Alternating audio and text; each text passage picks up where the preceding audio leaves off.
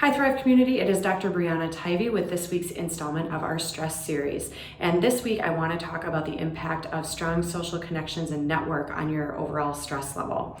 So the first thing I want to share with you is how having strong social support can actually impact the stress response in your body. And a study was done a couple years ago where they had kids in junior high journal throughout the day and take cheek swabs to measure their stress hormones in their body.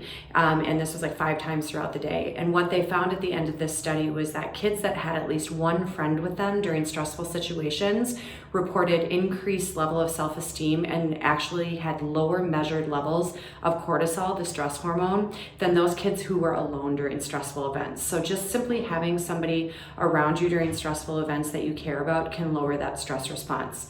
Also, when we have a 10-minute chat with somebody that we actually care about, it increases our executive functioning in the brain and lowers our overall stress chemicals. So just chatting with somebody that you care about, having a quick phone conversation can have an impact on your stress levels as well.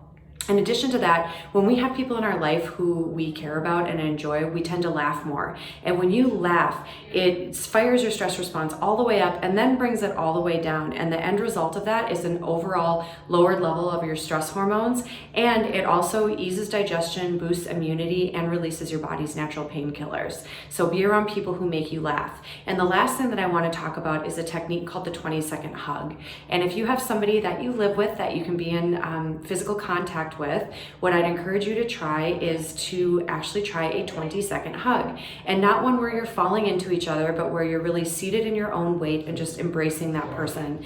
And it is found that around the 20-second mark, there's actually a shift in your overall body chemicals, and your stress hormones actually reduce. So if you've got someone at home that you could try the 20-second hug with, I would highly encourage you to do so. So make sure that, especially in this time where we feel more isolated, you're reaching out and keeping those social connections strong so that that can have an impact on your overall stress. Be well, everyone. We'll see you next week.